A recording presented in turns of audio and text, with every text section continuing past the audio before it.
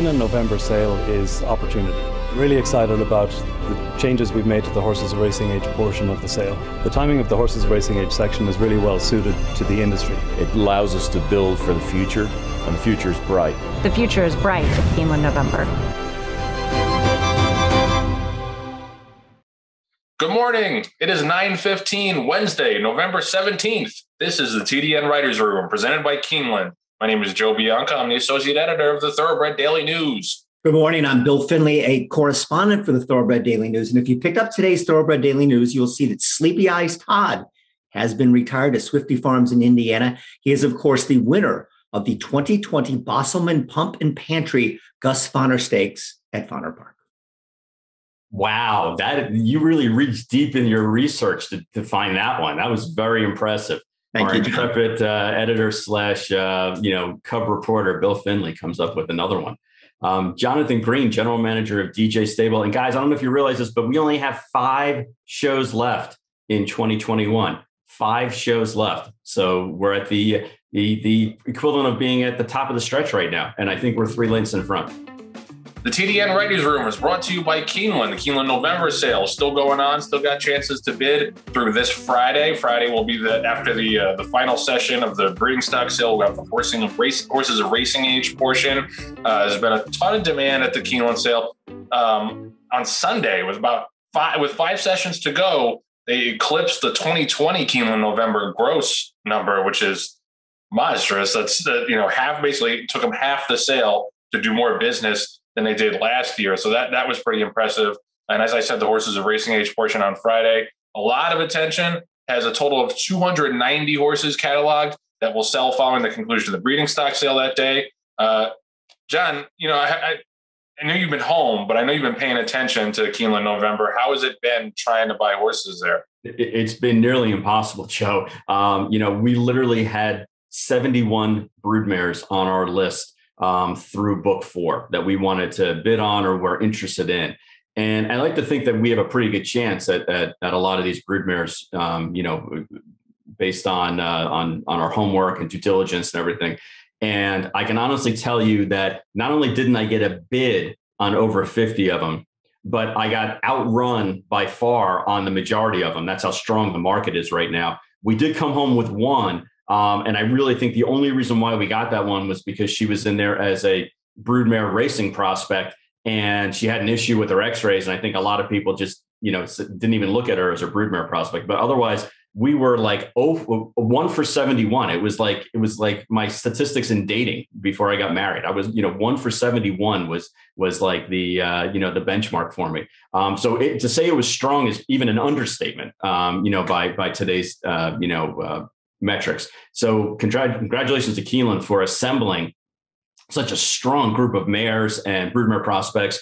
And then we also, Joe, you mentioned there's almost 300 horses of racing age that'll be selling on Friday. We have about half a dozen in there, including, graded stake winning proven strategies. And we actually put some of our better racehorses in there because the market is just so strong that we see this as an opportunity to try to monetize. So kudos to Keeneland. They reassembled and reshuffled the deck as far as the way that they set up their sale. And I think that people are really more comfortable with the online bidding. All those changes and have really increased the opportunities for Keeneland. And like you said, they broke their record midway through the sale. I mean, that's crazy. So Friday, the Green Group has proven strategies to get you to the winner's circle next year. So last week was our big show with Travis Tigert and Tessa Muir and the whole USADA releasing their anti-doping guidelines and rules, the first set of rules. Last time we had Travis on, we did like a little bit of a recap and reaction segment because it was such a heady interview. We kind of wanted time to figure out, what takeaways we had from there. So we're going to do that a little bit again here. And I'll just start by saying I honestly feel a lot worse this time than after the first interview. And it has nothing to do with Travis or Tessa, who I think are extremely competent people. And frankly, like I've said before, it's a godsend that people this competent are coming to save the day, or at least trying to save the day in horse racing, because we have done literally nothing to deserve that kind of competence and that kind of enforcement to clean up our sport. But nevertheless, they have tasked themselves with doing so. And I think that is such a blessing. And it's so indicative of what a mess racing is, that we have people suing left and right to stop them from taking the reins, especially because now that these rules have been released, there's a chance for public comment. There's an initial public comment period. And then when the rules are submitted to the FTC, there's another public comment period that can influence the rules going forward. I think that part is why Travis kept saying, if we take over, if we're in charge of this at the end. And how many times he said that kind of worried me, and it kind of seemed very ominous that he's expecting there to be so much pushback and so much watering down of the rules going forward that it's not going to be something that he and Tessa and the rest of USADA can stand behind. And that would be a tragedy, honestly, because this is something that has been sorely needed in racing for a really long time. You can quibble with some of the individual rules. You're going to have, like I said, you're going to have the chance to have feedback and to, exert influence and to make comments. And, it's not, here's the rules and this is the way it's going to be going forward. There's a chance for some back and forth, at least a little bit. So there's really no need to be suing. You can be part of this process. It's not too late. But yet the fact that Travis kept saying over and over, maybe if we're in charge at the end, leads me to believe that some people in racing are so obstinate and so bullheaded and so myopic that they can't look past 6 inches in front of their face and think, well, I might be doing well, but the rest of the industry isn't doing so well. So maybe I should get on board with this reform. I think it's unlikely. And I think it's at the very least, it's not going to be in place by July 1st. I'm hoping that it'll be in place eventually. But at last time, after talking to Travis, I felt way better about the future of the sport. This time, unfortunately, I felt worse. Bill, what do you think? Yeah, Joe, I hear what you're saying about that. And I agree with you on a lot of things you said, but I do think at the end of the day, everything will work out. I also don't think there's a prayer that it's going to happen on July 1st of next year. But so let's, put that aside and the things we learned from talking to Travis Tigert. And, what we learned is that these guys mean business and they're going to do things the right way. And, in my week in review in the TDN, I recapped some of the things that I thought were, major developments. First of all, they're going to go above and beyond testing. And, testing doesn't catch anybody. It catches a guy with a butte over. That's it. It never, ever catches anybody with a serious drug. So, they're going to do out of competition testing. They're going to, rely on tip lines. They're going to do all sorts of just old fashioned detective work to try to catch people. The second thing is that they are aware of the fact that the vets have a lot to do with this. There weren't a lot of specifics on this, but the whole idea that they're talking about going after the vets and the owners as well is something that I think is very, very important. And then the other one, and I was a little bit actually surprised by this, is that the idea, I called it, being snarky, I called it the Bob Baffert rule in the TDN. But if you get more than 4 overages of what are called the minor infractions, which are essentially overages of therapeutic medications, you'd be subject to a 2-year suspension. And think of all the trainers, the big time trainers in this sport that in any period of time would run the risk of this based on past performances. And I can think of 3 right off the top of my head. That's Bob Baffert, Doug O'Neill, and Steve Asmussen. And I'm sure there's more that, they get a lot of these things. I don't think, what they're quote unquote caught doing is all that serious. But if you put them all together, could we see a day where some of these bigger name trainers, they better clean up the mess and better stop being sloppy with all these therapeutic overages? I couldn't agree with both of you more. I had the same takeaways from the interview. I don't know if I was as optimistic as Bill or as kind of pessimistic as Joe. Maybe that's not the right word, which I think is usually the opposite. Usually it's Bill that's a little bit more pessimistic and Joe is a little bit more optimistic. But either way, I'm here to kind of balance it out. And guys, my other takeaway from this whole set of rules and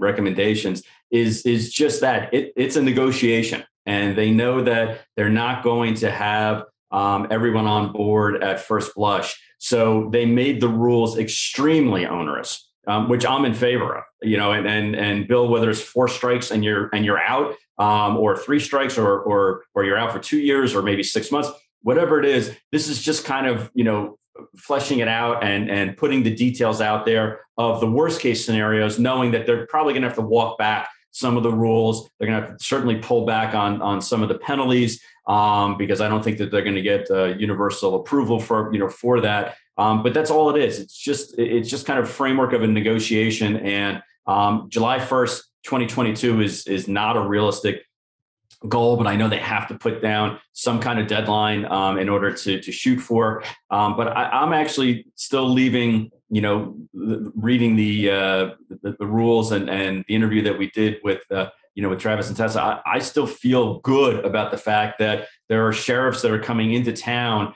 that are cleaning up our collective messes. And I hate the term cancel culture. I hate it, but it's like our industry is caught up in that as well. So many people would rather shoot down any ideas than come up with ideas. And it's not just for medications. We're going to talk about, some wagering issues that occurred at the Breeders' Cup. We're going to talk about, a couple other items where, it's hard to come up with solutions to these complex questions. And I wish that as an industry, if not as a culture, we would get better about being more creative and trying to figure out ways to be proactive in making things better rather than shooting down immediately everything that comes up, from the one or two groups or individuals who are willing to go out there and try to make a solution for us. Yeah. And, I agree that if they take charge, if this gets put into place within a reasonable time frame, I do feel good because I think the adults are in the room now. And, the thing I said about the myopia in racing is like, there's just so many people in racing who, it's working out for them.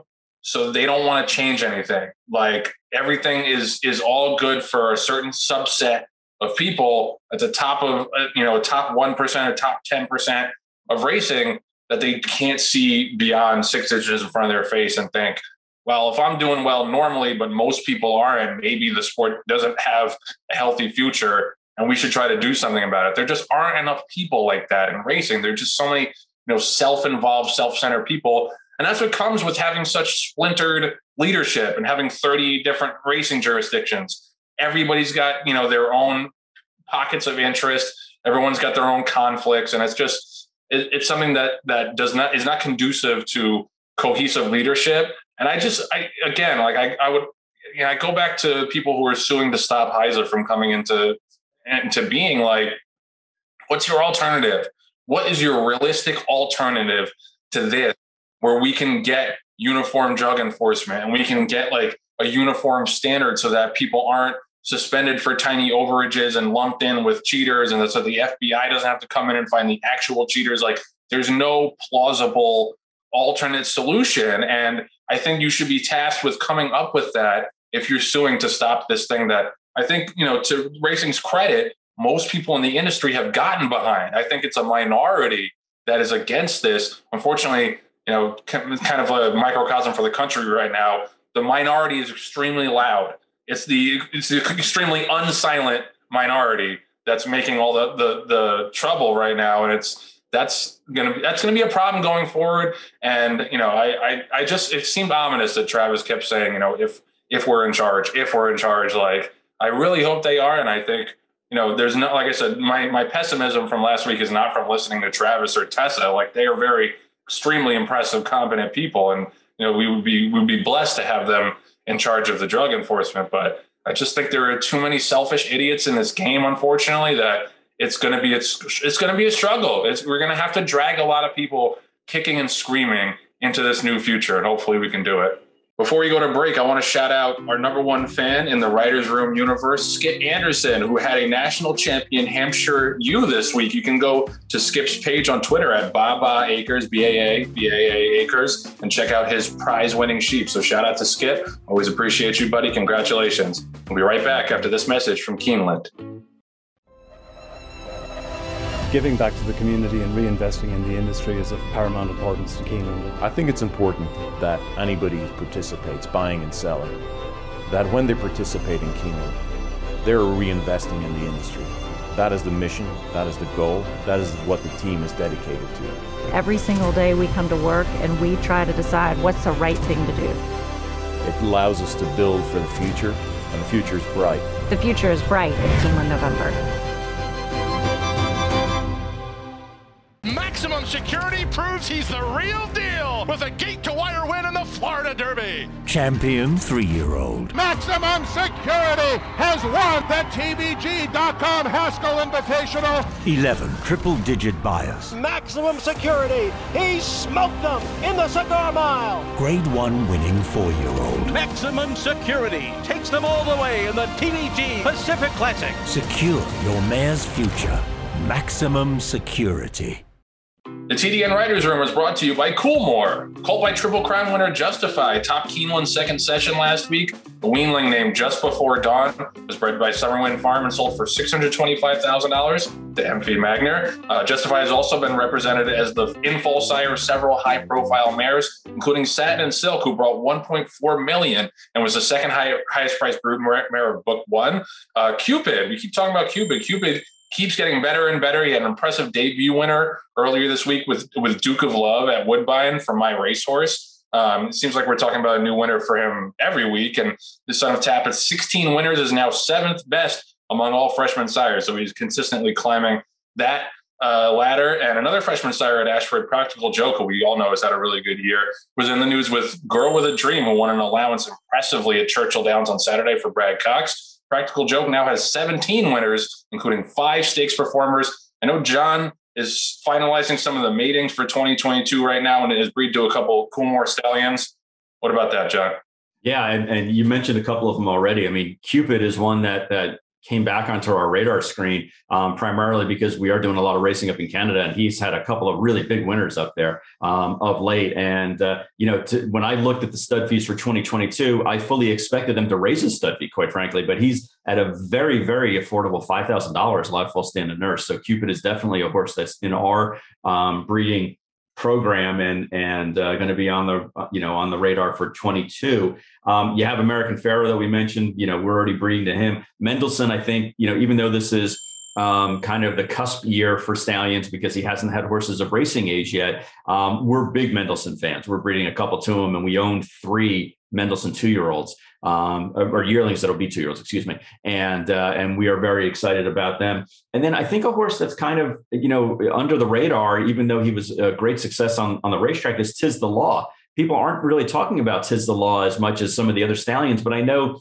Coolmore had an open house this week for their stallions. And a couple of them are still in Australia and haven't been back yet. But of the ones that were on the farm, they're telling me that Tis the Law and Motown were the most popular stallions, the most asked for stallions at their open houses. So to me, that's showing that breeders are looking at those 2 horses in particular as real value plays for 2022.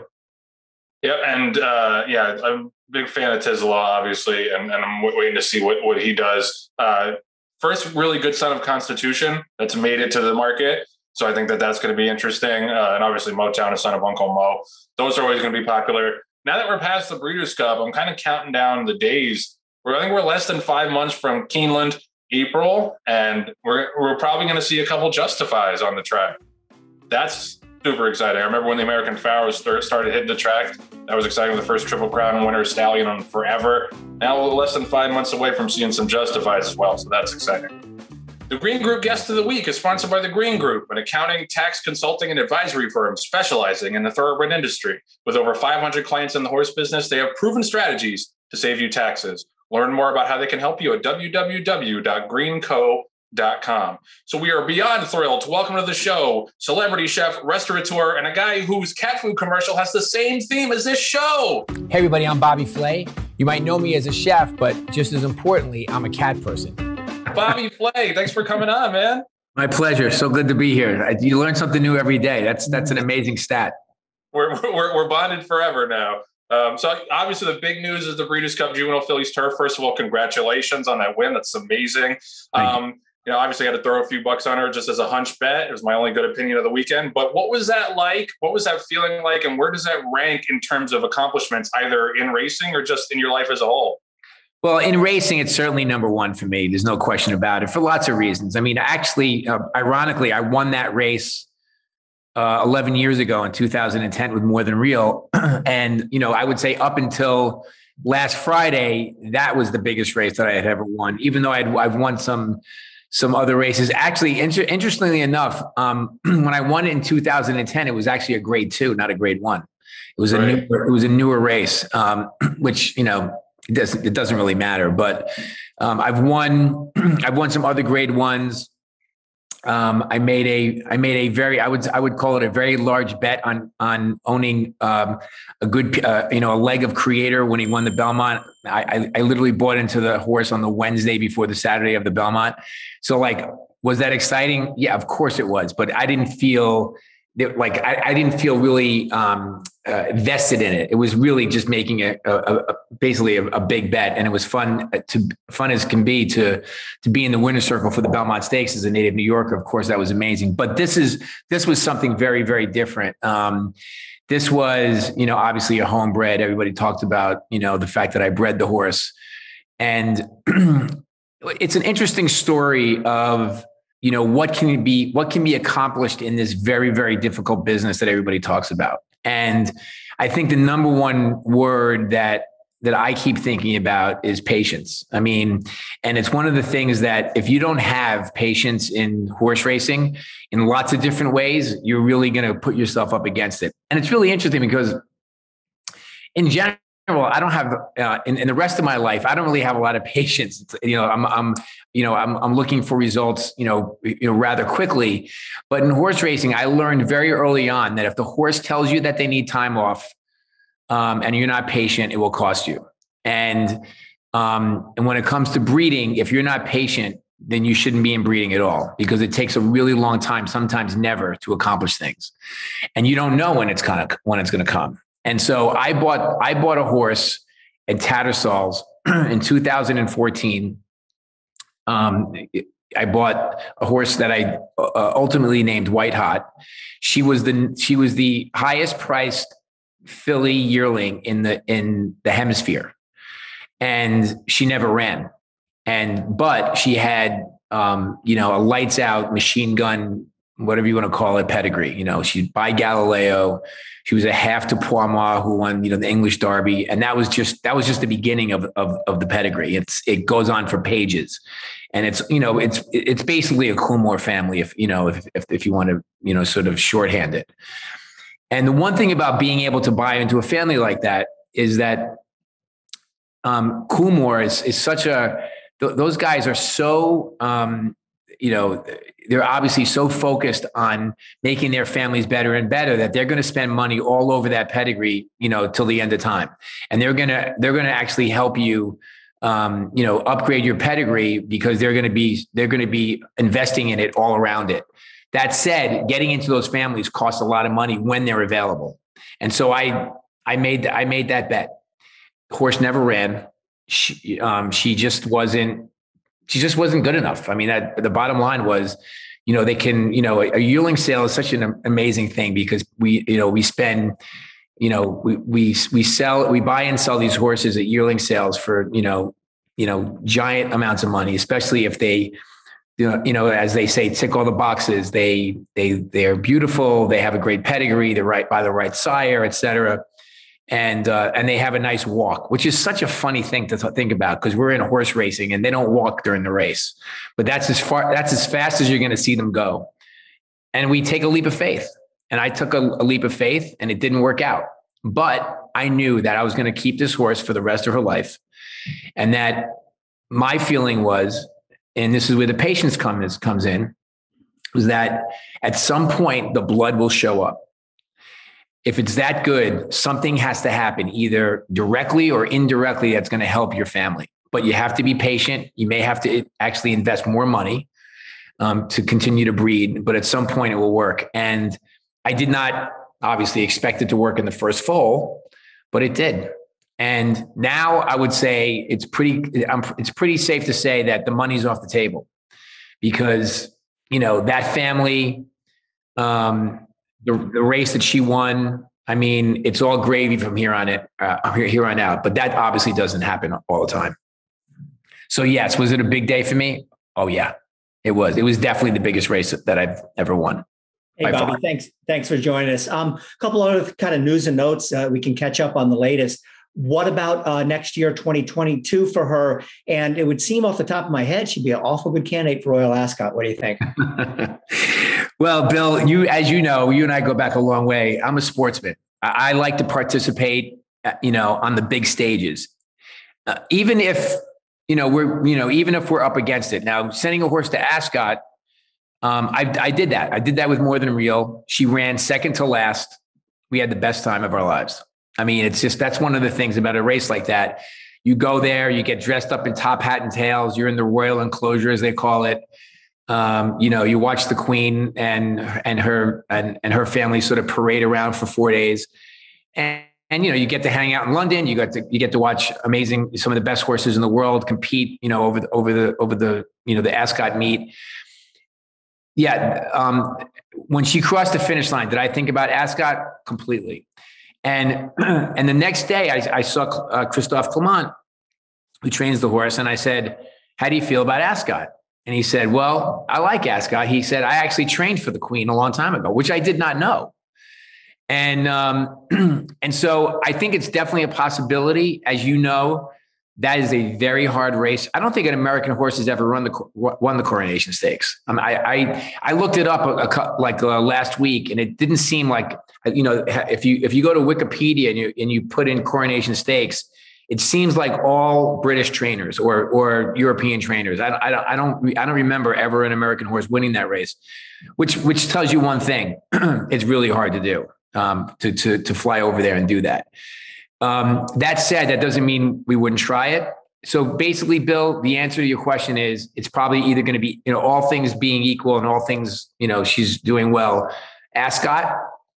And if not Ascot, she'll point to those 3 turf races that Naira has created, the turf Triple Crown for fillies. I think the first one's at Belmont, then it goes to Saratoga, et cetera, and I think back to Belmont. So, we're talking about 5 or 6 months off for sure. Yeah, Sharing was second last year. I agree with you. I don't think that any American trainer has won it, but Sharing was second, so maybe trending in that direction, Americans being a little more competitive. Well, I'll tell you one thing. I'm not afraid to try it. Yeah. If she's telling us that she's doing well, she's also a good candidate there because she likes a cut in the ground. Interestingly enough, this was the first time we ran her on firm turf, and it was really a question for Christophe. He was, I have to say, he wasn't gung ho about going to the Breeders' Cup. He wanted to run in the Chelsea Flower, which is a listed stake, make her a stakes winner, at home in her backyard. And I said, Christophe, come on, man. We have a chance to be, a pretty nicely priced horse when I say nicely priced, meaning one of the favorites in the Breeders' Cup. We have to do that. Yeah. And he said, well, let's see how it goes. And then finally he convinced himself that she was ready to give it a try. And then ultimately when she drew, she was the morning line favorite. Yeah. She didn't wind up being the favorite. She up to 9 or 10 to 1, but yeah. So I'm glad we gave it a shot. For sure. You mentioned Christophe. That was my next question. Is obviously one of the big stories of that win. And in addition to you, was that it was his first Breeders' Cup win. I think everybody who knows him and knows his training career thinks it's long overdue. He's been a great trainer for a long time. I don't remember you having that many horses with him in the past. Can you talk about how that relationship has come about and how it was to share that moment with him getting his first Breeders' Cup win? I've given him a couple of horses, but to be perfectly frank with you, I hadn't been able to give him anything that was talented enough for him to really show his stuff.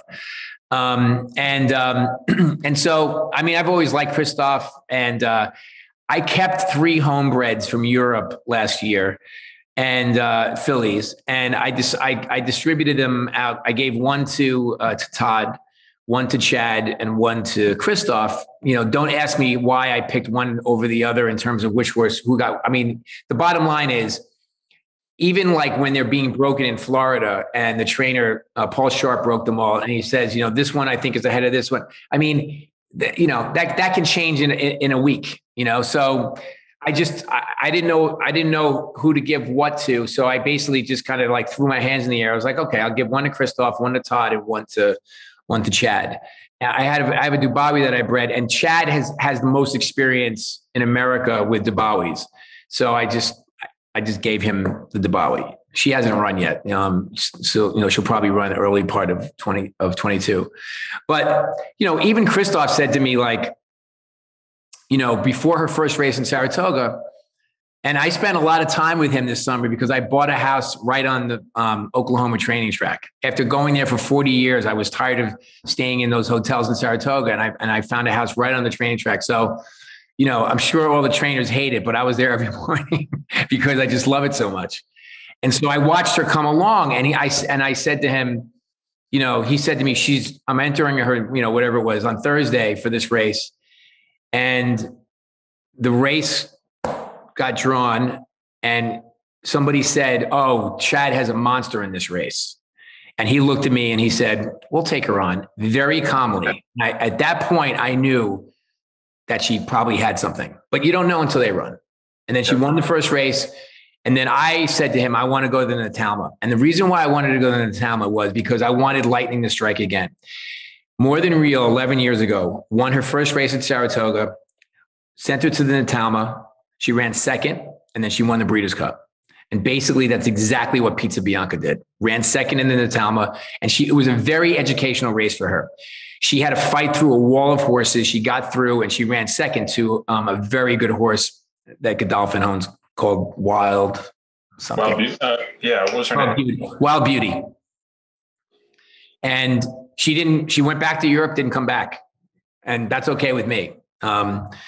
Nothing to prove. We don't need to be a hero. If she's not there, I was like, clearly as somebody who ran second to her, we were happy that she wasn't coming back because it just makes the competition a little bit lighter. And so, we just kind of, we basically followed the More Than Real, path to the Breeders' Cup. Bobby, one thing that people may not know a lot about you is in addition to being a horse owner, you're a horse player. And matter of fact, I saw you were in the Breeders' Cup betting challenge this year. Didn't have a whole lot of luck, but also as a bettor, a fan, and also as a former member of the board of directors of the Breeders' Cup. Let's talk about the other juvenile turf race, the betting debacle. What's your take on it? Unfortunate. Just, look, here's the thing. As somebody, I consider myself, part of this community, even though, I don't live it and breathe it every single day like you guys do. But this has been an important sport to me since I was a teenager in lots of different ways. As you said, I grew up, betting horses. And then when I started working for a living, I was able to start investing in buying horses. And then the breeding happened after that. On big days like this, all I do is hold my breath, hoping things just go okay. Because I don't want one more word of bad press for this industry. We don't need it. we only need positive stories. And that said, there could have been a lot worse negativity. I had a huge bet actually in the BC. I was in third place up until about an hour and a half before the end.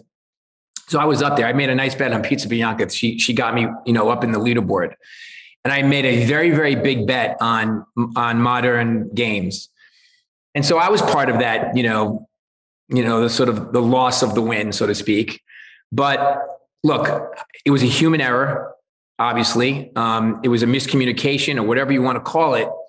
I mean, at some point, I think we have to stop talking about it. There has to be a way. And I don't know enough about the wagering board, Bill. So maybe you can tell me. I know you write about this stuff all the time.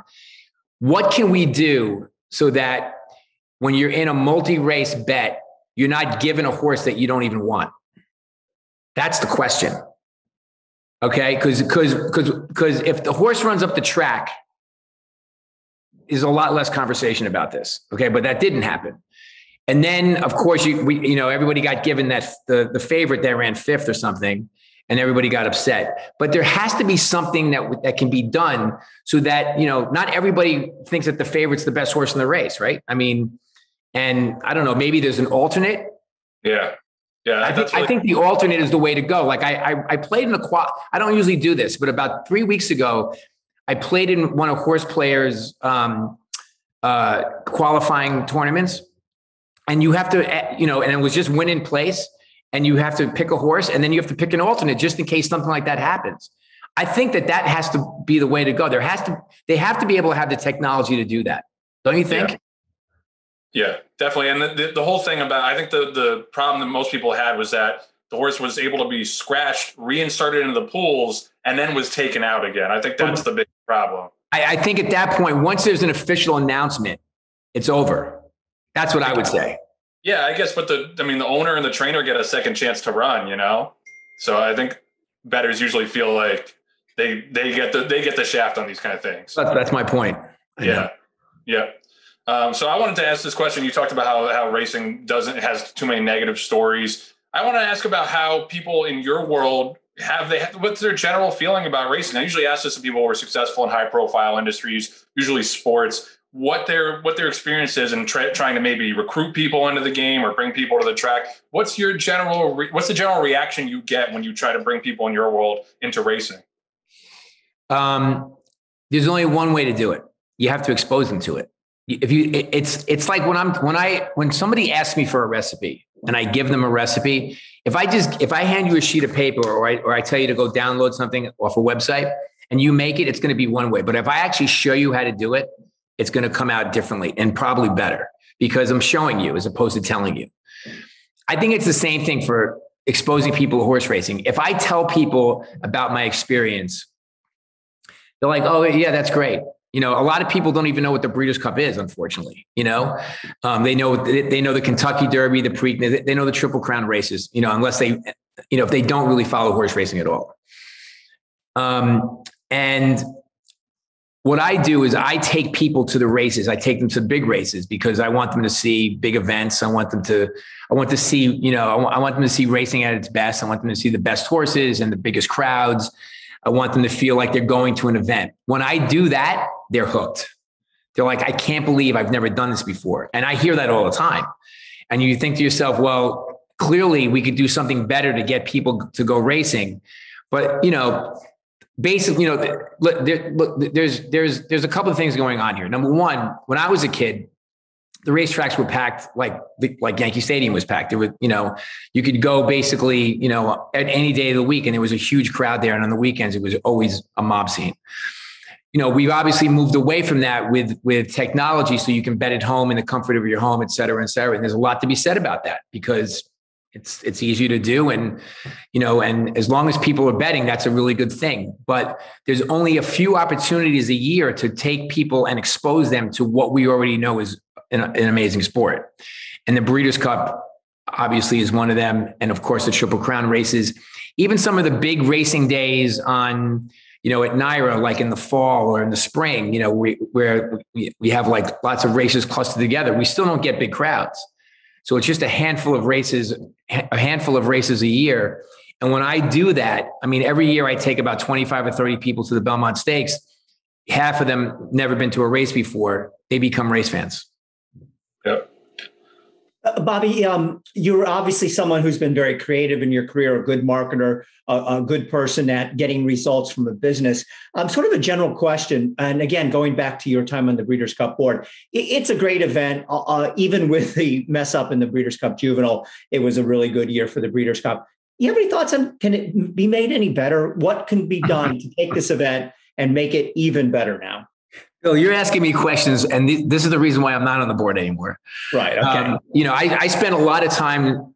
I spent a lot of time on the Breeders' Cup board of directors and NYRA, and I really enjoyed my time doing that. I wanted to participate in trying to do whatever I could do to make the sport or the event better.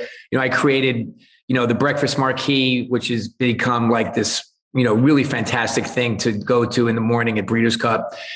So people can, socialize and see the horses and et cetera, and get some good food in the morning. The other thing I did at Breeders' Cup was created the Taste of the World. They didn't have it this year, probably because of COVID, et cetera. I think that there could be some, I was always pushing for a very controversial race, which was called the Breeders' Cup Derby. And it got a lot of attention in the horse racing media about, is it a good thing? Is it a bad thing? Ultimately, it didn't go anywhere. But the only thing that I wanted to do in that case was, unfortunately, the older horses don't get as much play as the 3-year-olds. And it's for one reason. It's because we have these relationships with NBC who spend millions and millions of dollars all year long. And Fox does it as well. And they support the 3-year-old races, the Derby prep, all the Derby preps, the Derby itself, the Preakness, all the Belmont Stakes, the Triple Crown, the Haskell, the Travers. They spend a fortune promoting all these 3-year-olds. And then all of a sudden the Breeders' Cup comes and it's done. And they get pushed in with the older horses. So basically, people who are traditionalists are like, well, that's the way horse racing is. 3-year-olds catch up to the older horses by November, and they should compete against each other. The bottom line is, we don't know that to be true. I mean, yes, every once in a while, does a 3-year-old beat them? Yes, but for the most part, I mean, look at this year. I mean, Essential Quality, was one of the better 3-year-olds we've had in a long time. I mean, he was so incredibly consistent. Around the Far Turn, now you can say it was conditioning. Who knows what happened? But around the Far Turn, the older horses just spurted away. Now, there can be tons of arguments, but what I'm saying is, from a marketing standpoint, that was the question you asked. From a marketing standpoint, why lose the 3-year-old competition? All of a sudden in November in the Breeders' Cup, in the World Championships of horse racing, when we've been supporting them from a marketing standpoint, and the people outside of horse racing actually know those horses' names this year. That's all I'm saying. That's all I wanted to do. And of course, it became sort of a political conversation, and ultimately it didn't happen. That's fine. But so that was my only sort of marketing insight, because marketing is something I pay a lot of attention to, and we have great resources. The fact that we have a network like NBC who puts their heart and soul into these broadcasts. I mean, they're beautiful. I just did something with them the other day. I don't know if you got to see the telecast, the classic telecast, the 1-hour telecast. I was the opening. It was a scripted opening. They did it in my kitchen outside. It was about the surf meets the turf. And we used, lobster and steak cooking to kind of emulate that for Del Mar. It was a work of art. They did beautiful work to really kind of announce the Breeders' Cup Classic. It was beautiful. Yeah, no, they do a great job. That's all I have for you, except for one more question. You name the horse Pizza Bianca. You got to have a Pizza Bianca recipe, right? Oh yeah, definitely. For sure. Can you share that with us? Yeah, and what I'm actually making one of the appetizers I'm making for Thanksgiving is a Pizza Bianca. I have to do it because it's been a great year for Pizza Bianca in my life.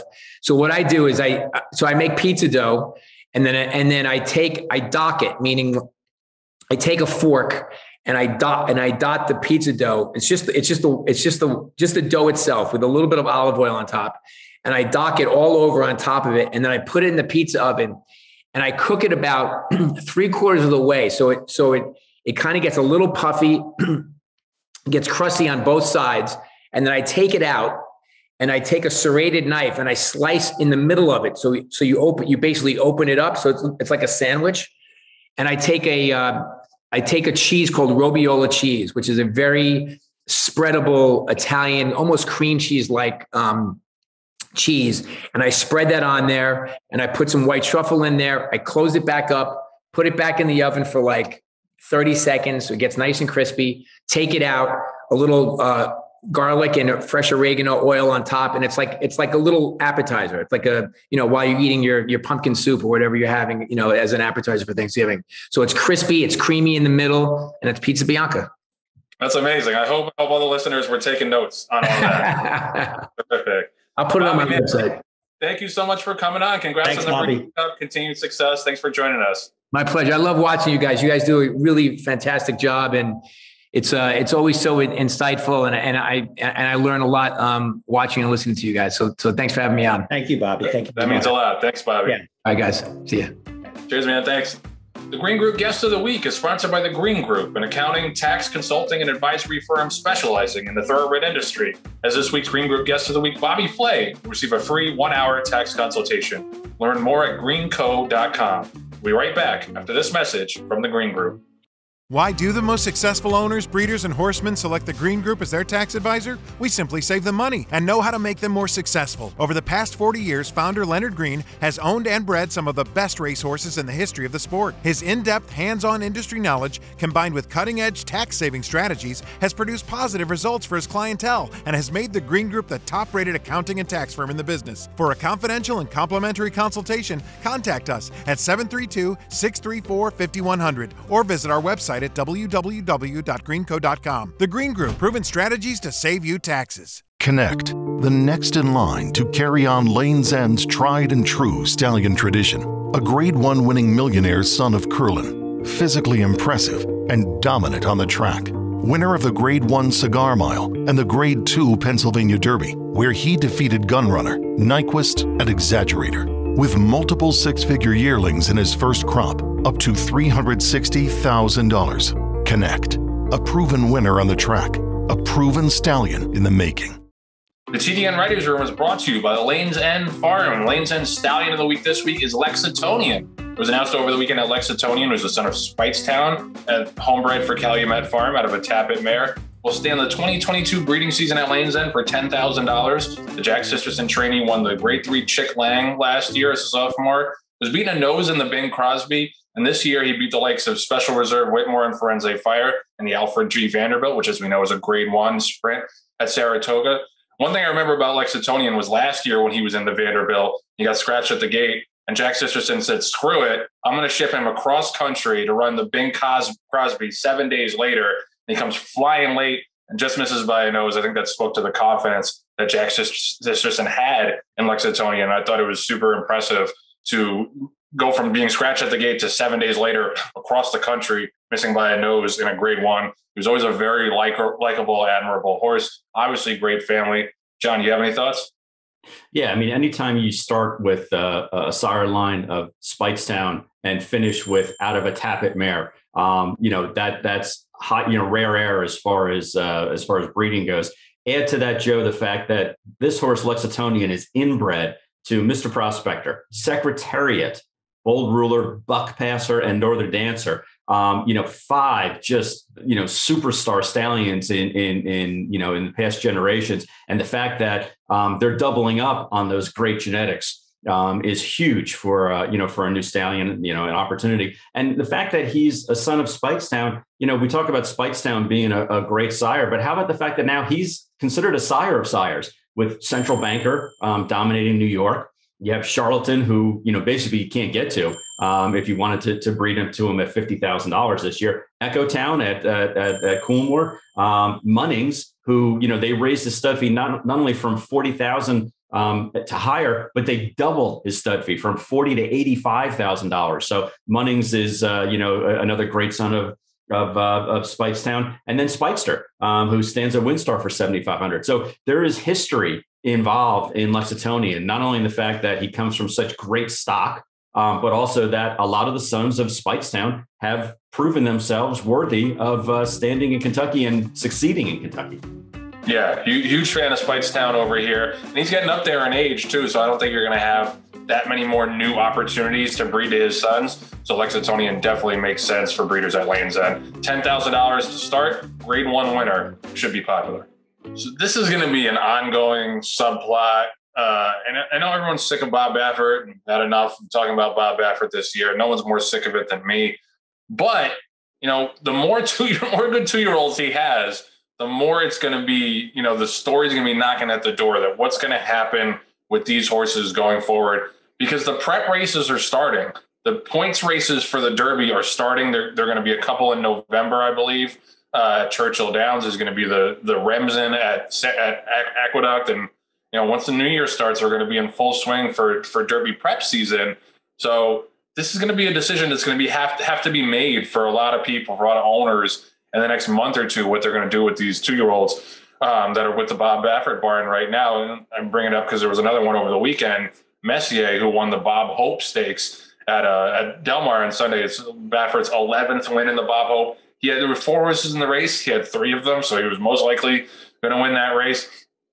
Honestly, wasn't that impressed with him. It was a super, super sonic pace. He kind of just loped away from the field late, but that's the kind of race that, if you're 7 or 8 lengths off of a 43 and 2.5, you're still running pretty fast. So it's not as if he's going to finish with, this huge flourish.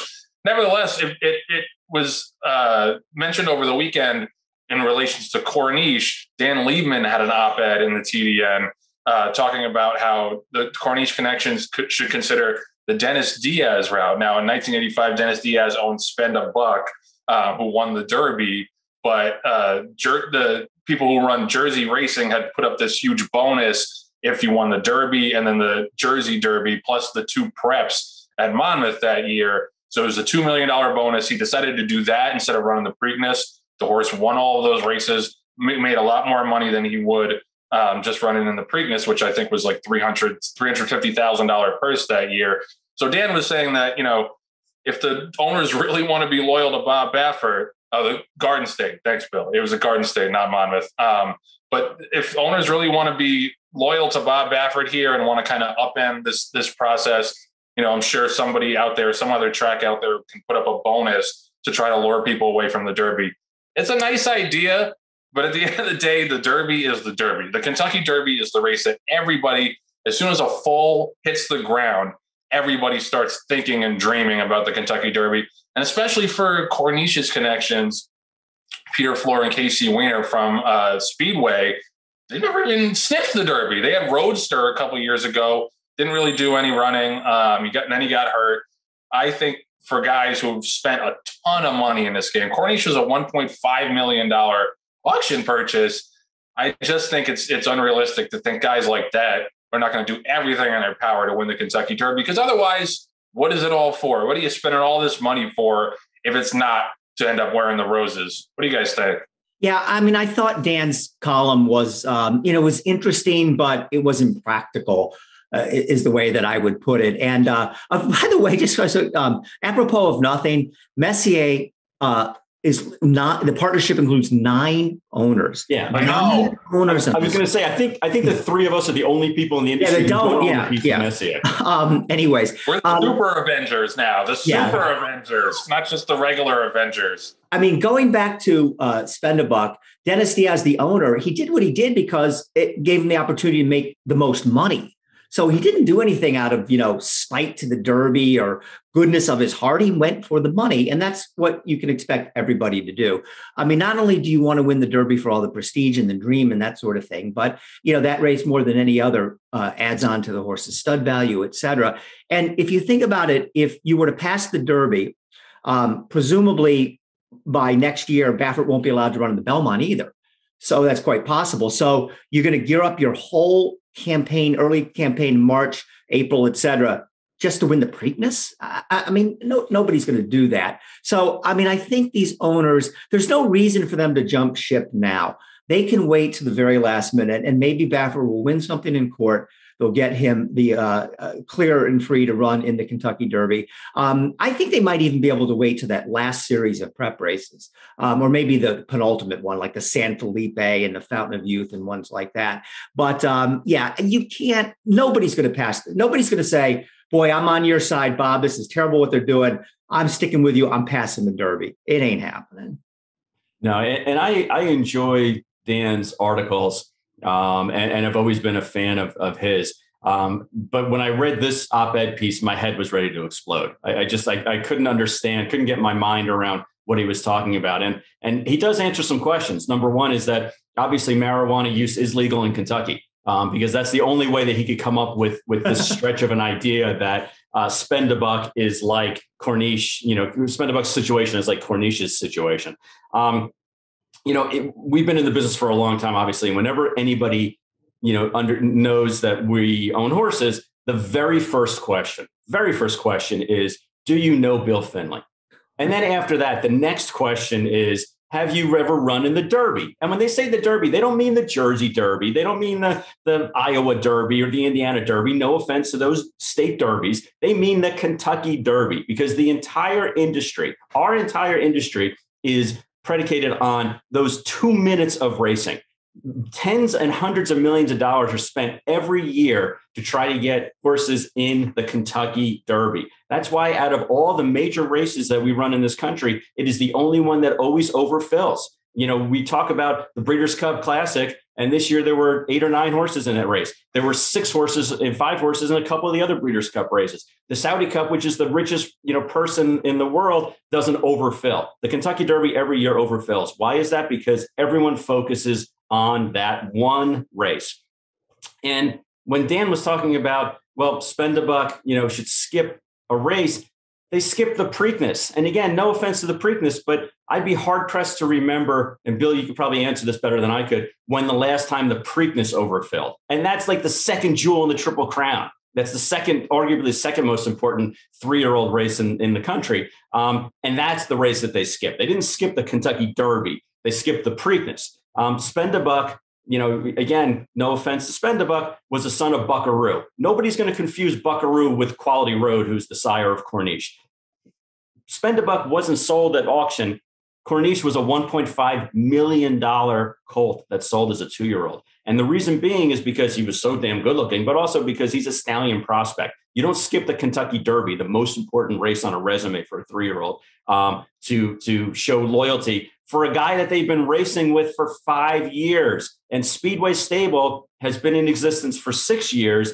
And you know how many trainers they have? They've used 5 trainers in those 6 years. So they don't have loyalty to Bob Baffert like Jill Baffert would, or even Mike Pegram would. Maybe the Avengers would, but I have a sneaky suspicion that even if the Avengers were in this situation, they would kick him to the curb so they could win, get the last dollar on the table also. So Dan, I loved your piece. I thought it was entertaining. Is it practical? Is it realistic? Is it even, on point with what's going on here? Not even close, but I love the article. Yeah, it's a good jumping off point for discussion. Yeah, I mean, the only way this would make sense, I kind of got the feeling that this might have been ghostwritten by Bob Baffert.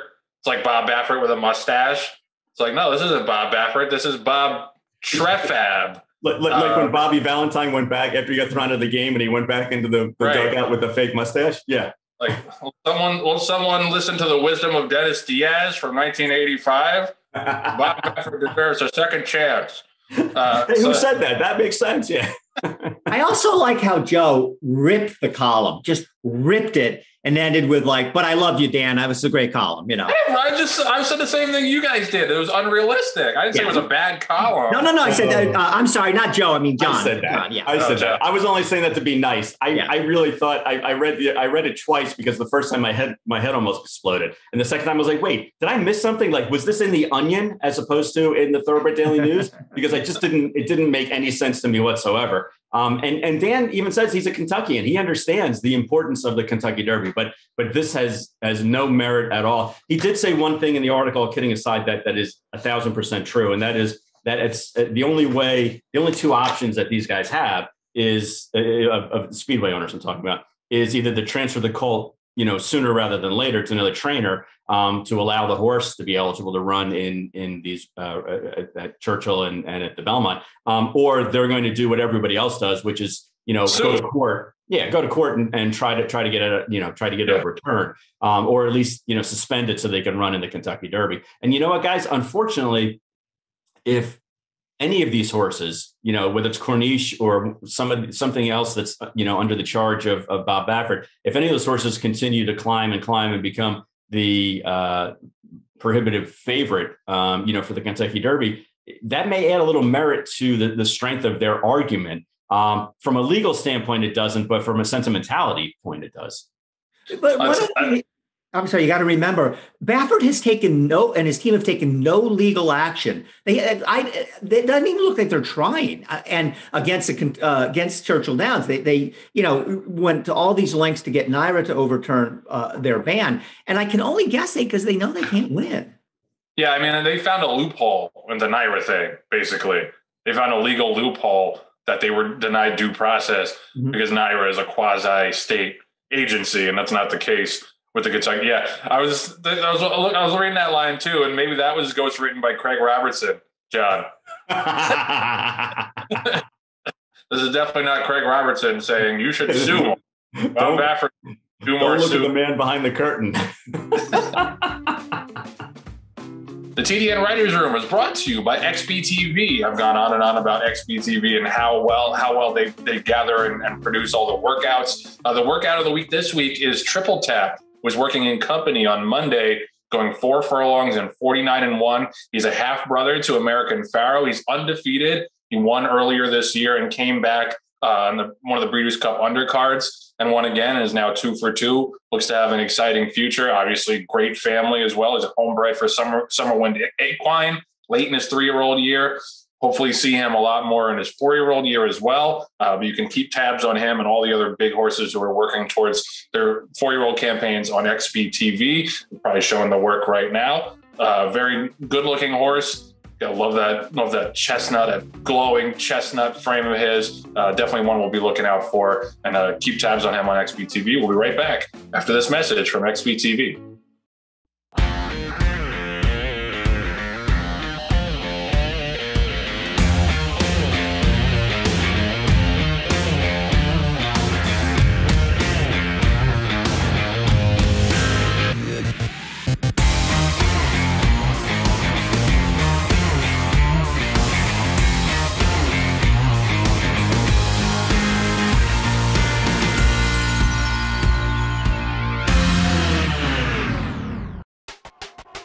All the thrills. Fraction of the bills. Experience the power of the partnership. Change your life, make new friends, and compete at the highest level of thoroughbred racing. West Point Thoroughbreds, the gold standard in racing partnerships. Visit westpointtb.com. The TDN Writers Room is brought to you by West Point Thoroughbreds. Joining the West Point Thoroughbreds partnership can vault you into the world of instant camaraderie among people surrounding high-class horses and stakes action for a fraction of the cost. We're trying to do it on your own. More and more at westpointtb.com. West Point had an exciting day at Del Mar last Friday. 2-year-old filly Unbridled Mary broke her maiden on debut. She's trained by John Sadler, owned in partnership with Pearl Racing and Mark Pine. They also had County Final. Trained by Steve Asmussen, won a $160,000 allowance race at Churchill on Thursday. Those purses are just mind-blowing, those allowance purses. Like, I feel like 80% of stakes in this country don't have the purses that the Churchill allowance have right now. So that was nice from County Final, because he's the kind of horse that, he's obviously been good on the turf. Hadn't quite done the same on dirt since winning the off-the-turf Tyro Stakes. Got back on dirt, had a really nice win. So it's obviously valuable to have the kind of horse who can run on multiple services. So congratulations to the partners there. And earlier last week, they saw their fan favorite filly, Hard Not to Love, who was in our copy for a while. We love Hard Not to Love. She's a very admirable horse. One eye, I believe, right? She's got one eye as well. She sold for $3.2 million at the Facing November sale. Obviously very well received. She was purchased as a yearling for $400,000. She lost one eye in a paddock accident as a 2-year-old. Thank you, Katie, for confirming that for me. And she went on to win the La Brea Stakes, the Grade 1 La Brea and the Grade 2 Santa Monica for owners and trainer John Sheriff. She was a very, very nice horse, and obviously a great investment as well. $400,000 yearling, made a bunch of money on the track, sells for $3.2 at Facing November. Huge congratulations to all the partners at West Point on her career, her selling at Facing as well. Bill Finley wrote about this, and the news in this case is really that there was no news, and it's that we ran a Lasix-free Breeders' Cup, and basically nothing happened. No one really said anything about it, but I'll let Bill expound on it. Well, Joe, that's the headline, definitely, that nothing happened. And I bet if to the two of you and people listening, if you think back, did you even think about it? Did it ever even cross your mind? I don't think it really did to anybody. And yeah, that is the story, because as the sport finally is weaning itself off of Lasix and doing it sort of in piecemeal, again, horsemen's groups, et cetera. I mean, there's this just outcry of how this is the most horrible thing that's ever going to happen, and horses are going to bleed in all over the racetrack, and it's going to throw the form into disarray, and horses are going to. It's cruel to horses, and you look at this Breeders' Cup, and again, I did. If you stick the thing down their throats, obviously you're going to find some sort of bleeding. But did any single horse have any sort of serious bleeding problem? I don't know for a fact they didn't, but you sure didn't hear about it. And you think you would have. I also checked in with the equine medical director of the California Horse Racing Board, Dr. Jeff Blay, and he said the exact same thing. So, I think, and everybody, sometimes when I bring this up or people talk about Lasix, as why waste time with Lasix? There's so much more serious issues in this game. And I understand that. I get that. But that doesn't mean that when it comes to this issue, you shouldn't do the right thing. And I've always thought, going back to when Lasix was approved in New York back in 1990s to become they were the last track standing that didn't have Lasix, that, the sport would be better off without it. And then everybody's saying, no, you can't, and giving all these excuses why you can't. This Breeders' Cup proved that, frankly, it's not really a big deal. You can get rid of Lasix. The horses will run just fine. There's not going to be 999 times out of 1,000. There's not going to be any kind of incidents. So, if you can run a Breeders' Cup like this, no problem. Why then do you have Lasix? And it's going to be under HISA. It's going to be phased out in a couple of years. And again, I think there's going to be a big hue and cry about how, this is so necessary for these horses. And I'm, I'm just not buying it. I haven't for the longest time. And I think that the Breeders' Cup, bears that out. Bill, the only thing that I'll jump in on with regard to Lasix, and it didn't happen personally for any of our horses, but I know for some clients and trainers who were clients of ours, they had to do for the older horses that they had, the top older horses, they had to do a lot of pre-planning with regard to, is this state going to allow me to run on my horse on Lasix who's run on it for 2, 3, 4 years? Or do I have to try something else to try to get them to stop bleeding? And I really genuinely believe that one of the reasons why there were a couple of races that had a smaller amount of horses. I know one of them was a 2-year-old race, but there were a couple others that were for older horses. People didn't have a lot of options shipping out to California with Tech Sutton losing their plane. So there was limited pallets available to fly out to California, and some people just opted not to do it. And the other is because there were some older horses that do perform better on Lasix, and they knew that they weren't going to be allowed to use it out in California, so they opted not to run them. I got to jump in here because that's ludicrous. These horses were running all year long. Actually, I spoke to trainers who are clients of ours who actually gave me horses that we're not sending to California, Bill. So, all right, not ludicrous, but anyway, is it anecdotal? Is it a small number? Yeah, it's a small number. I'll use a more polite term. I disagree. You overlooked a major factor here. These horses weren't running on Lasix all year long. There were only 5 horses in the entire Breeders' Cup, and I counted up, that ran on Lasix in the previous starts. So if they're okay not to run on Lasix in the Whitney, the Met Mile, the Bluegrass, the Kentucky Derby, Fillies, and whatnot, the Kentucky Oaks, why wouldn't they be able to run without Lasix in the Breeders' Cup? There was no Lasix allowed in the vast majority of American graded stakes races run in this country. So, the Breeders' Cup horses, and no one could use Lasix in any 2-year-old races. So all the Breeders' Cup horses, not all, but 95% of them had Lasix for a year. So why would it be any different in the Breeders' Cup? Okay. So trainers who had horses in Canada that were allowed to use Lasix, or trainers who were using Lasix in other jurisdictions, albeit maybe it wasn't for graded stake races, but they still had the opportunity to run on Lasix. If they didn't have the opportunity to run on Lasix and they knew that they were going to put up a lot of money and have their horse not perform well, then they opted not to go to California. Now, is it a small minority?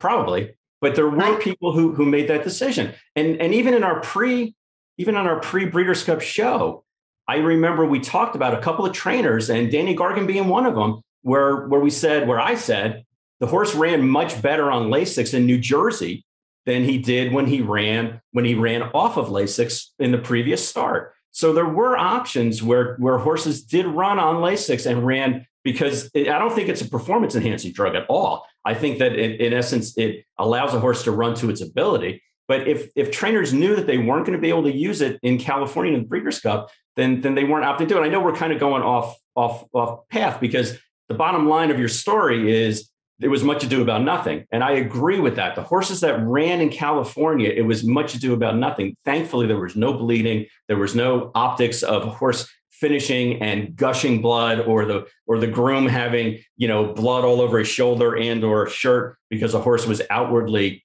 hemorrhaging blood. I'm glad that was the case. But I can't honestly say, just again, anecdotally, I can't honestly say that there weren't people who opted not to run out there. But the horses that did run in California and abided by the no Lasix rules, there was no issue. You were 1,000% correct on that. All right, you're just wrong. That's all. Well, we're going to agree to disagree. I'll give you afterwards. I'll give you the numbers of the trainers. You can talk to them yourself if you'd like. Well, that was unexpected. I always love a little Bill and John beef and want to step in there. I don't have much to add to that. I agree with John. Like my inclination, and I'm not a medical expert on these kind of things, but just from watching racing and watching the way horses run on it and don't run on it, it seems to me more like a performance enabling drug than a performance enhancing drug. I think it allows some horses who are bleeders to be able to run their top race. And I never understood why it was such a big deal for racing to get rid of Lasix. And that, Bill's, I think, is nodding at me that I've always said, like, why are we wasting so much time talking about Lasix when there are so many other bigger, more impactful drug issues going on in the sport? And also, the thing I'll say is that, horses bleeding, it kind of happens a little bit out of vision. It's not like when a horse breaks down and everybody can see it and the entire world is watching that horse, in agony or in pain and injured. Lasix happens a little bit more like on the, it's a more of an analytical thing. Like on the way back to the barn, they scope the horse. Like it's kind of the sort of thing that people don't see, out in front of them. So I think it might be happening like a little bit more than people realize, that horses are bleeding with not being able to run on Lasix in stakes races and 2-year-old races and the Breeders' Cup. So it's great that in this instance, it was not an issue and it was not, a visible impediment to horses running their good races. And Bill might be right that, this thing will just get phased out eventually entirely. And, the horses will eventually adapt and their biological systems will adapt and it'll be kind of bred out of the thoroughbred over time that horses need Lasix. But, overall, I think there are more horses struggling with it than maybe just saying, well, no horse is outwardly bled in the Breeders' Cup, so therefore it's not an issue for anybody. I think it might be a little bit more complex than that. But I am with Bill in that I'm sick of talking about it. I'm sick of about Lasix. Let that John Bill beef be the last argument on Lasix we ever have on this show. I concur. We have a lot of other beefs to go over. Yep. Let's get into it. Let's what else do you guys want to talk about? Just how bad the Red Sox are. Oh, jeez. We've done that a lot. Oh, all right. So no more baseball. We'll get rid of the no more baseball, no more Baffert, no more Lasix. Is that our mantra for 2022? Nothing left in the shelves. Yeah, we will make it 1 week. We talked about this last week, obviously, on the show with the Juvenile turf debacle and all the nonsense that happened before that race with bettors getting screwed over. Pat Cummings is always a very, illuminating voice on these kind of things. He did a post for the Thoroughbred Idea Foundation earlier this week talking about potential fixes for this kind of thing and like how bad it is to disregard bettors in that way. Talks a lot about the purse money only rule. From his piece, I think there were two main takeaways in terms of what can be done to fix that kind of situation. One, he was talking about globally commingled pools so that it's not, Mo, Larry, and Curly running the Mutual's facet of the Breeders' Cup at Del Mar. So I think, more oversight might help in that way. But the other thing he was talking about is, the idea of scratching everybody when that happens and basically making it a non-wagering event when there's a late scratch and there's confusion about whether or not the horse can run or is going to run for purse money only. I don't know about that. I think that makes, I think it makes sense conceptually, but I think in practice, you have a lot more pissed off people instead of just a segment of pissed off people who bet on modern games. I think to me, it's just mainly the purse money only rule needs to go away. and except in extreme circumstances like we were talking about last week, where like a horse throws a shoe in the paddock, or there's some kind of physical issue that was not disclosed to the public, it's the only way it makes sense to me. Those scratches of the late parts of the entry, do away with the entry rule while we're at it. Like, I don't care anymore about the same ownership and the same trainer. Like, if they're fixing races, we got a lot more easy ways to figure out people are fixing races than them having two horses in the same race by the same owner and the same trainer who aren't coupled. Like, I think we've gotten past the point where we need that to figure out if people are fixing races. And the problem with the purse money only thing, it was something that Pat brought up too, is one of the big issues is that the horse affects the race. It's not just that the horse wins without people's money on it, which is enough of a disaster itself, but minor games could affect other people in the race. Could go to the front, could burn up somebody on the lead, could drift wide off the turn and eliminate 3 or 4 horses, could make somebody check and take back if he starts retreating on the rail. That to me is a big issue as well. And I was thinking, it's like, if in basketball you had like at the Laker game before the game, like, LeBron James today will be playing for his salary only. None of the points that he scores will count towards the final total. Like, that would be extremely bizarre to see LeBron running around blocking people and scoring baskets, and it doesn't actually affect the score of the game. That's essentially what you have when you have somebody running for purse money only. I think that's the main thing, is that rule needs to go away, except in extreme, extraordinary circumstances. I think the purse money only rule has outlived its usefulness. Wonder what Bill thinks. Well, here's what I think. There was no solution to this. I mean, once the horse was scratched mistakenly by the first vet, there's not a single solution that would have kept everybody happy. So that once that mistake was made, forget about it. So you just can't make that mistake, and which we've gone over a number of times. In Modern Games, by the way, who ran just fine without Lasix in the Breeders' Cup Juvenile turf. But I thought Pat's, of all the solutions that have been proposed, I thought Pat's that just make the entire race a non-betting race was probably the best one I've heard. But I know that the Breeders' Cup has to protect the bettors, but I mean, how many millions of dollars would they have lost if they did that? So, everybody's trying to find a magic bullet to this. There is none. It was very unfortunate. They screwed up, and, hopefully they'll get it, do a better job next time. Well, and guys, I'm not a big gambler, okay? But isn't part of gambling like that you're taking the risk that the horse, the horse that you pick is going to win? But there are a lot of hurdles that are in the way of that horse winning, one of which is successfully getting into the gate and successfully leaving the gate. I mean, Joe, how many times have you bet on a horse that you thought was definitely going to win, and it just gets left at the gate for whatever reason? The jockey fell asleep, the horse, the ground broke out from under it. It got banged by 2 other horses and ends up, front runner ends up being last. You can't say, well, I want to disqualify, my bet and get a refund because it wasn't fair. That's what happens. I mean, you run the risk that you're betting on that horse. And if the horse doesn't make it into the gate or make it out of the gate or run the way you want, that's your wager. That's what you're betting. So that needs to be kind of baked into it. But the other points that you guys are saying, as far as like, there's no solution. You can't, the best case scenario is that the horse scratches and you get the wagering favorite at the time. Well, everybody knows that if you're a real handicapper, you might not want the favorite. You might not want that horse because it's one of 4 front runners that has to have the lead.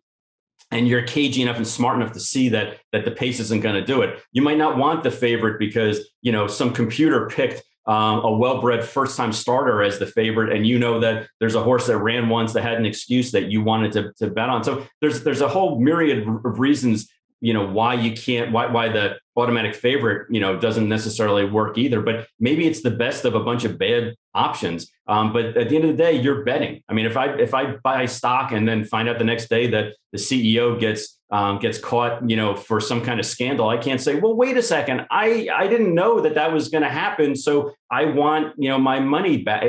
What, you made a bet in essence. You got to stick with it. Hold on. That's different than the horse not being afforded a fair start at the race. Like, you're talking about a horse that breaks last or whatever. Yeah, once the gate opens, you're on your own. But if the gate opens and the starter is holding the horse, you get your money back. And that's how it should be. It's not as if you place a bet and then everything that happens after that you should be on the hook for. Once the gate opens and the horse gets out without being impeded, by one of the starters or something, I agree. Whatever happens after that, you're on your own. But overall, there's a lot of things that can be that can be put in to protect the better up until that point. And I think that's what the purse money only rule was intended to do in the first place. But it's become kind of more of a nuisance, I think, than something that protects the betters. So yeah, I mean, yeah, if the gates open and Modern Games runs out and chops off the 7 horses at the start, then you got a whole nother problem, because Modern Games was in the race. And if he, either way, he's affecting the race when you had no chance to either bet on him or bet against him. So that becomes a big problem as well. That's a bigger problem. Yeah. Yeah. And that's what the purse money only rule, that's the possibility of the purse money only rule and possibly the negative ramifications of that. So I just stick it for the bettors, John, because that's a different thing. Oh, I agree. And the bettors are often the ones that get swept, aside when it comes to these decisions. And we said that last time. We said that, when we talked about this race, that, and I'm not anti-better, don't get me wrong. I mean, I truly, honestly believe and know that their money is what fuels the purses and fuels, the engine that makes the industry go. I'm pro bettors as far as that goes. My bet is buying the horse, not betting on the horse. But I'm still, in essence, betting. In essence, putting my money up. But no, there needs to be some kind of protection. But to Bill's point, I don't know what that is. I don't know what the right answer is. Yeah, well, and I think that was kind of Pat's point about having the globally commingled pools run by the Hong Kong Jockey Club, or like that you at least have some kind of set protocol for these things. Whereas in racing, in American racing, at least, so many times it seems like they're making it up as they go along, and that definitely seemed like the case at Del Mar, where they were the scratch and then the reinsertion and the other scratch. I get that there were some kind of statutes and some kind of rules involved in there, but it seemed like a mess that they were just kind of, finagling along as they tried to figure out this last minute crisis. It didn't seem like they had a set plan in place, and there just needs to be a better plan and a better protocol. And to me, it starts with getting rid of the purse money only rule, except in very, very in particular circumstances where a horse throws a shoe or something like that. The TDN Writers Room is brought to you by Legacy Bloodstock. If you think that 50 years combined experience in the horse business could benefit your program, give Tommy or Wendy a call. They personally advise on each horse as if they were their own. Legacy has had great results so far. At Keeneland November, they offered a stakes place mare named Guacamole, who I remember from Mike Rapoli, who was in full to authentic, sold for $425,000.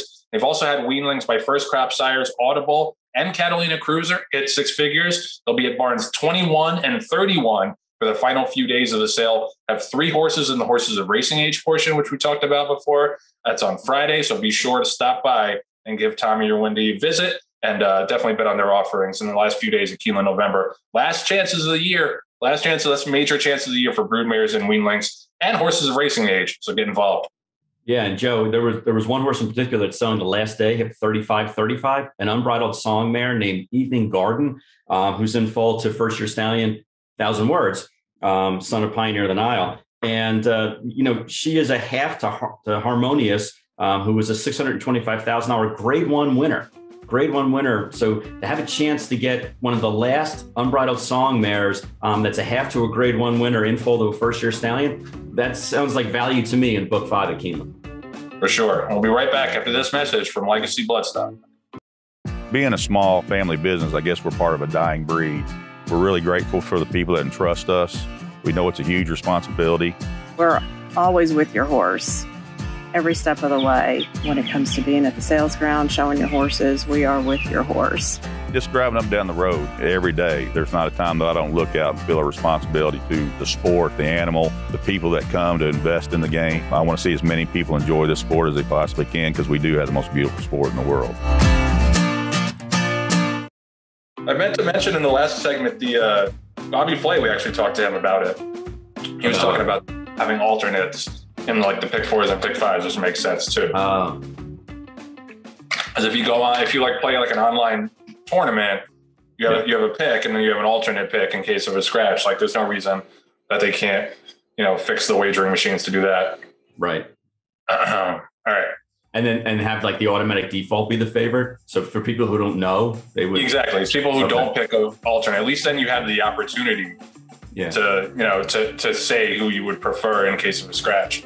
Okay. Just wanted to mention before we go, we lost English Channel over the past week. It was, for my money, one of the best turf stallions in America. I think it was basically him and Kitten's Joy, and also a horse who, he was one of the first great Todd Pletcher turf horses I can think of. Like a Todd Pletcher at that point, in the mid 2000s was almost exclusively a dirt trainer.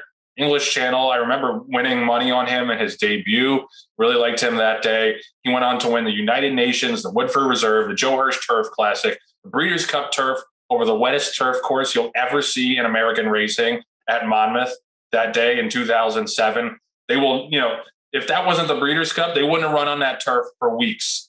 That's how much rain it got. And English Channel was not quite fancy because everybody assumed all the Euros were going to come in and just sweep through over that boggy turf course. He won it. He also won the United Nations and the Joe Hirsch again. So that's 6 Grade 1 wins. He made over $5 million. And like I said, has become a terrific turf stallion as well. He was at Calumet, started at Calumet Farm in 2008. So he will be missed, especially as a turf influence. So rest in peace, English Channel, and condolences to everybody who cared for him over the past 15 years or so. So that's going to do it for this week's edition of the TDN Writers Room, presented by Keeneland. Keeneland November is still going on. You got chances to bid on their offerings through this Friday, finishing with the Horses of Racing Age sale. So good luck to John and everybody who's buying and selling. I want to thank Bill Finley, John Green, our Green Group guest of the week, Bobby Flay, our producer, Patty Wolf, our associate producer, Katie Petruniak, and our editors, Anthony LaRocca, Aaliyah LaRocca, and Nathan Wilkinson. Thank you so much for watching. We'll see you next week.